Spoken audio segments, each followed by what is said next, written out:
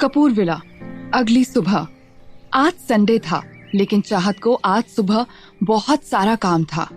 आज वो और तन्वी निशांत और श्रेया के साथ मुंबई घूमने जाने वाली थी, और उससे पहले वो निशांत के साथ कपूर इंडस्ट्री और हानिया होटल्स एंड रिजॉर्ट्स में भी जाने वाली थी, ताकि उसके लायक उसे एक नई पार्ट टाइम जॉब मिल जाए।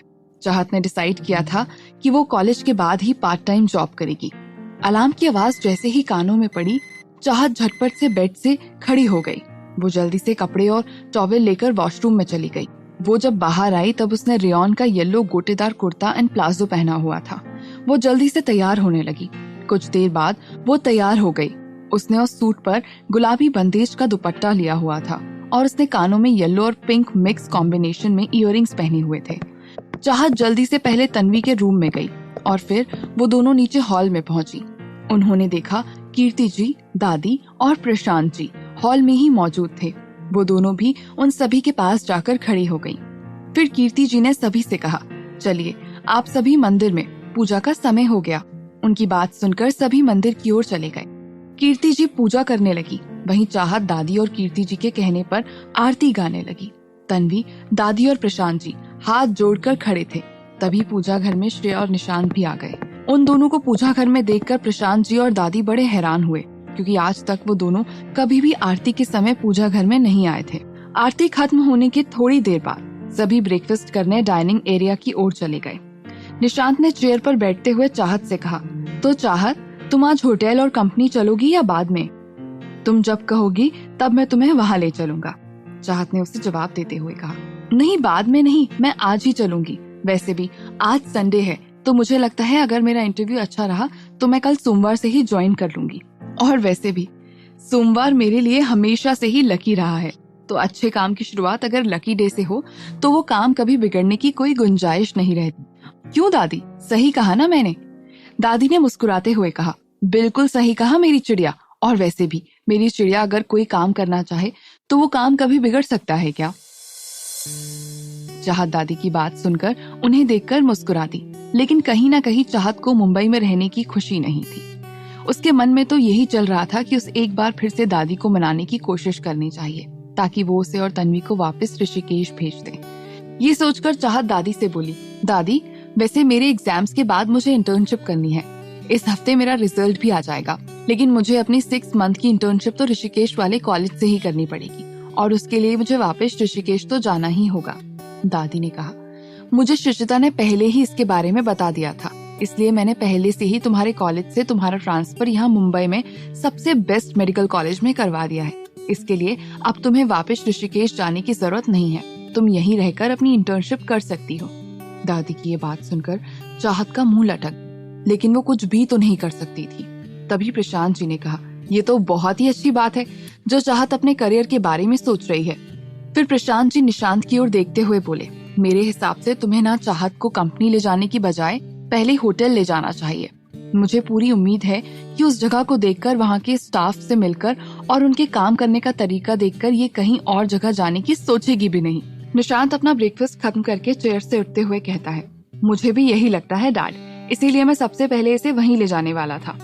चाहत ने टेबल पर अपनी सीधे हाथ की कोहनी रखकर अपना चेहरा उस हाथ की हथेलियों पर रखते हुए कहा, ऐसा क्या है वहाँ जो आप दोनों इतने कॉन्फिडेंट हो कि मुझे वही जगह पसंद आएगी? निशांत वहाँ से जाते हुए बोला, चलो खुद ही चलकर देख लो, तुम्हें अपने आप ही पता चल जाएगा। चाहत भी चेयर से खड़ी होती है, फिर जल्दी से उसके पीछे पीछे जाते हुए बोली, रुको, मैं अभी 2 मिनट में आती हूँ। तन्वी ने उसे इतनी जल्दी जाते देखा तो उससे कहने लगी, संभल कर चल चाहत। दादी बोली, आज तो सिर्फ इंटरव्यू देने जा रही है, तो इतनी जल्दी जल्दी कर रही है, अगर कल से जॉब पर जाएगी तब क्या होगा? तन्वी चाहत को जाते हुए देखकर बोली, भूचाल आएगा कल सुबह से इस घर में।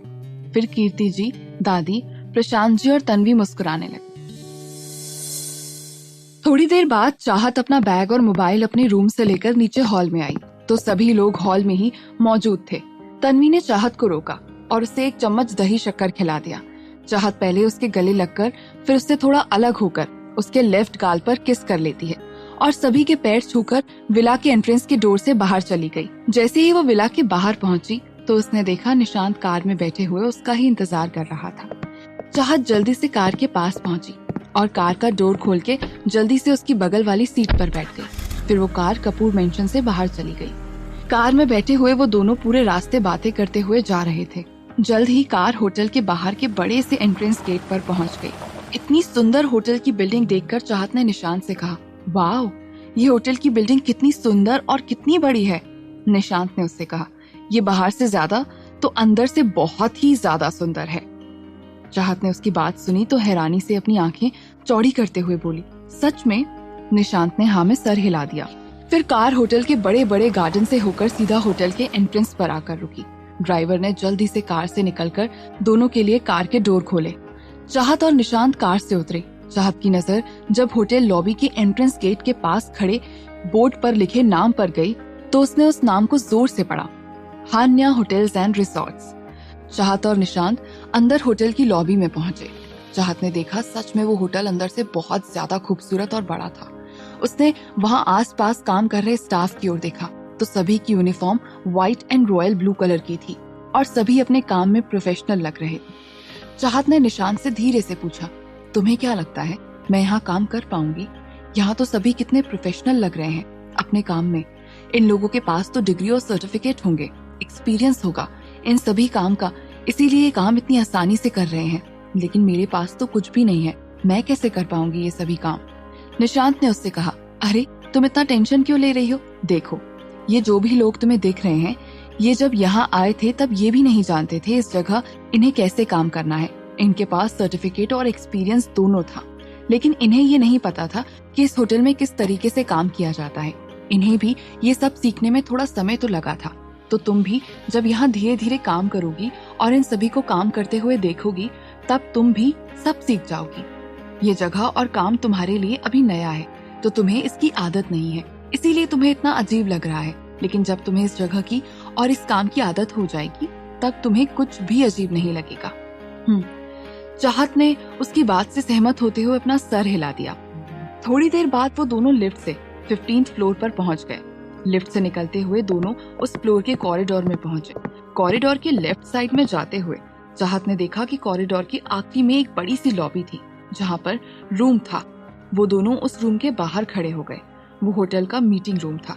उस लॉबी में एक रिसेप्शन भी बना हुआ था जहां पर रिसेप्शनिस्ट बैठी हुई थी। निशांत ने मीटिंग रूम के बाहर रखे हुए काउच की ओर इशारा करते हुए चाहत से कहा, तुम यहाँ बैठो, अभी थोड़ी देर में और कैंडिडेट्स भी आएंगे इंटरव्यू देने, तभी तुम्हें भी उन्हीं के साथ अंदर मीटिंग रूम में इंटरव्यू के लिए बुला लिया जाएगा। चाहत ने हाँ में सर हिलाया और वहां रखे हुए काउच पर जाकर बैठ गई। निशांत उस रूम के अंदर चला गया। थोड़ी देर बाद धीरे धीरे कैंडिडेट और कॉरिडोर के लॉबी में जमा होने लगे। सभी लोग होटल इंटरव्यू के हिसाब से ड्रेसअप होकर आए थे। बस चाहत ही थी जो सिर्फ सलवार सूट में आई थी। सभी उसे अजीब नजरों से देख रहे थे। उन सभी की अजीब नजरें खुद पर ऐसे जमे देख वो और ज्यादा नर्वस होने लगी। चाहत ने जब वहां खड़ी लड़कियों के कपड़ों की ओर देखा तो वो सभी फॉर्मल शर्ट, स्कर्ट और ब्लेजर पहनी हुई थी, लेकिन सभी बहुत एरोगेंट लग रही थी। तभी एक लड़की उस कॉरिडोर में एंटर हुई